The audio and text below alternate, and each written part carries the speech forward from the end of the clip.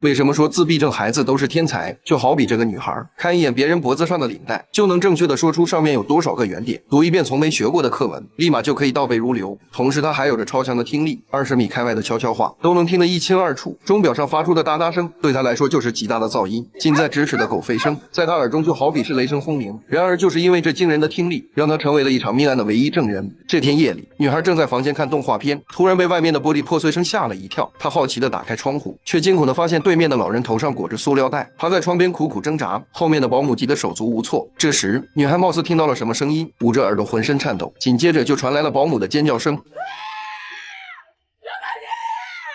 第二天一早，警察包围了现场，80岁老人死于家中，身边的保姆成了最大嫌疑人。根据女孩的供述，保姆被初步判定为谋杀老人，然后伪装成自杀，但保姆却一脸无辜。她哭着告诉帮她辩护的律师，那天晚上她听到老人房间有动静，走过去一看，老人头上套着塑料袋，她想上前救人，但却被老人一把推开。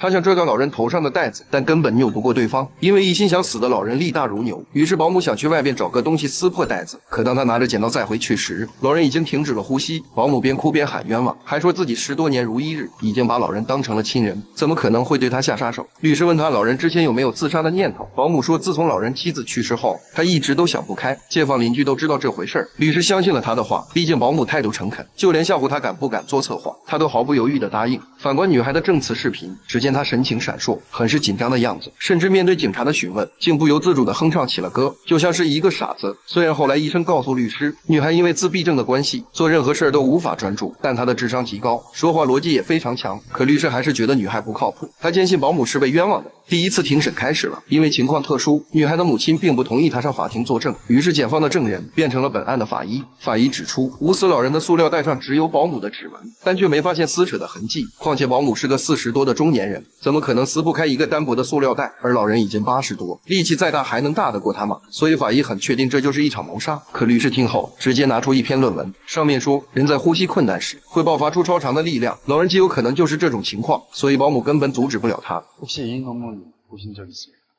法医被怼得哑口无言，因为这篇论文就是他写的。而律师此时又乘上追击，拿出了资料证明，世界上很多塑料袋自杀案都会提前在里面加入一种名为丁烷的气体，这种气体可以让人产生幻觉，减少当事人的痛苦。而捂死老人的塑料袋就检测出了丁烷，并且律师还拿出了老人生前在商店购买他的监控证据。第一次庭审，律师大获全胜，但他并没得意忘形，因为下次开庭，唯一的目击证人，也就是自闭症女孩会出庭作证。为了能找出她无法提供有效证词的证据，律师决定先去会她，顺便了解一下自闭症患者的世界，毕竟知己知彼，才能百战百胜。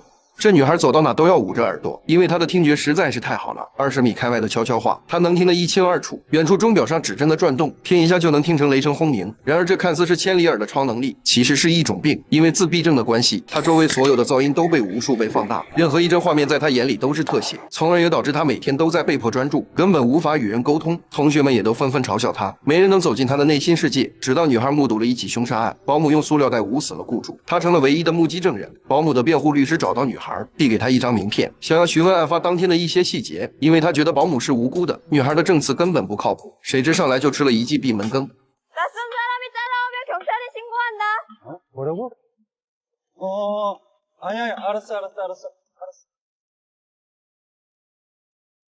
女孩的朋友提醒律师，想要走进女孩的世界，就得从她喜欢的东西上入手。等到下次见面，律师买了自闭症患者最喜欢的智力游戏。女孩这次果然停下了脚步，但想了想，还是没有搭理他。律师追上后，又抛出了一道逻辑谜题：내 벽면에 난 창문이 모두 남향으로 향한 집을 지으려면 어떻게 하면 될까？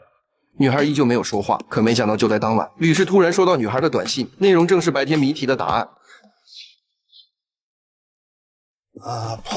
从这之后，律师天天给女孩出谜题，而女孩也总能在第一时间说出正确答案，二人的关系因此越来越融洽。律师会带着她吃泡面，会帮她赶走欺负她的男同学，还替她安抚必经之路上乱叫的狗。可这天放学时，女孩的朋友因为被别人霸凌，竟然逼她喝下装有虫子的水。好在律师及时赶到，而女孩经过这一刺激，变得不受控制，最后在尖叫声中晕了过去。律师连忙把她送到了医院，因为救了女孩，他也因此获得了女孩妈妈的信任，还邀请她来家里做客。在女孩房间，律师发现墙上贴满了照片，每张下面还标注了对应心情。原来自闭症患者很难分辨人的表情。律师意识到自己找到了突破点。这时，女孩突然问他：“시내는 늘 웃는 얼굴인데 나를 이용하고 엄마는 늘 환한 얼굴인데 나를 사랑해요. 아저씨는 대체로 웃는 얼굴이에요. 아저씨도 나를 이용할 겁니까?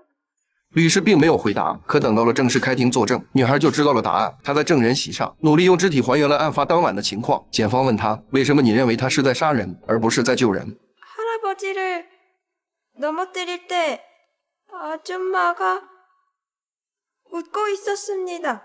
此话一出，全场一片哗然。但这也正是律师准备要抓住的突破点。他向女孩展示了3张表情图，前2张很正常，一个是开心，一个是悲伤。但到了第3张，女孩却迟疑了半天，最后说她是微笑。陪审团嘘声一片，律师顺水推舟地说：“紧急情况下，正常人都有可能误判，更何况一个心智障碍的人。”女孩听后心都碎了，她认为的好朋友竟当众说她是智障。最后法官也认为女孩心智不全，她的证词不应被采纳，保姆被判了无罪，当庭释放。然而就在这时，律师突然发现保姆竟然跟死者的儿子交换了眼神，并且他临走时还露出了一丝微笑。律师愣在了原地，难道案件另有隐情？出于良心的不安，他开始重新调查，果然发现事情远没表面那么简单。辩方律师拿出一条新买的手帕，让患有自闭症的目击证人数一下上面有多少个圆点，结果女孩只是扫了一眼，就瞬间给出答案。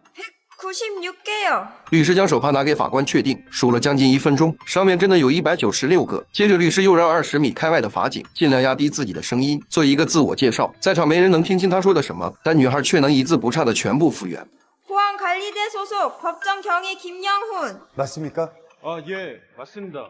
作为自闭症患者，女孩虽然很难正常沟通，但作为目击证人，她的观察力却精准的像一台摄像机，而她的听力更是堪比监听器。况且自闭症患者从来不会撒谎，说明她的证词是可以被采纳的。可是她作为一个辩方律师，让目击证人当庭做这样的实验，这不就相当于把自己推入火坑吗？没错，她就是要输掉这场关乎于她职业生涯的官司，因为她发现自己辩护的保姆是个真真正正的杀人凶手。自从上次胜诉之后，律师就发现保姆跟死者的儿子似乎存在着什么猫腻。后来经过他调查发现，保姆有个生了重病的干儿子，需要高额的医疗费。他顺着这个思路查下去，也得知了死者儿子的公司出现了巨额负债，而死者生前则决定将全部遗产捐给慈善机构，结果却在办理的前一天不幸逝世。种种线索串联在一起，就算傻子也能想到，整件事情就是保姆伙同死者儿子一起犯下的谋杀案。可是出于职业规范，他并不能将真相公布于众，直到无罪释放的保姆找到女孩，并威胁她要是再敢多管闲事，就撕烂她的嘴。说完一把将女孩推倒在地，女孩因此精神受了创伤，当晚就进了医院。看着病床上的女孩，律师更加自责，因为女孩曾经跟他说过，自己的梦想就是当一名律师。왜 변호사가 되고 싶어? 사람을 도와주는 좋은 일을 하는 사람이니까.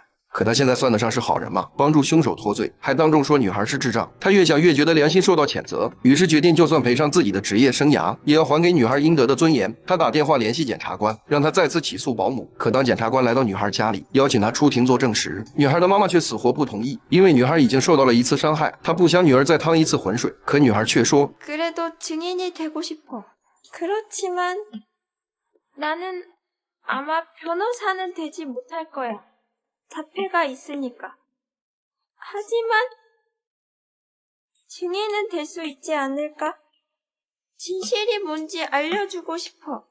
就这样，女孩再次上了法庭，律师也证明了她的证词可以被采纳。接着，他又拿出一篇论文，上面说有些自闭症患者拥有超强的听力，连蝴蝶扇动翅膀的声音对他们来说都如同鼓声。很明显，女孩就属于这类人。说明在命案当晚，虽然相隔几十米远，但他将嫌疑人说的话都听得一清二楚，一共52个字。律师让他当众模仿出来。 징하게 추접스럽네. 징하게 추접스럽네. 얼마나 더 살겠다고 이리 용을 쓰요. 당신 하나 죽으면 당신 새끼 내 새끼 다 상게. 그냥 좋게 가시오. 이벌 좀 있으면 잘라야지. 이 즐기는 것들이 一旁的记录员公布结果，刚好是52个字。女孩没有撒谎，她将自己看到的、听到的，像摄影机一样存在了脑海里。而受不了压力的保姆终于招供，是死者儿子雇凶杀人。警察听后直接将他抓了起来。患有自闭症的女孩，也许一辈子也无法实现她的律师梦想，但此刻作为一名证人，她成功伸张了正义。故事的最后，女孩转到了特殊学校，在那里她再也不用假装正常，终于可以做真实的自己。而律师因为在法庭上当众反水，被吊销了律师执照。虽然再也当不了律师，但他却收获了世上最动人的夸奖。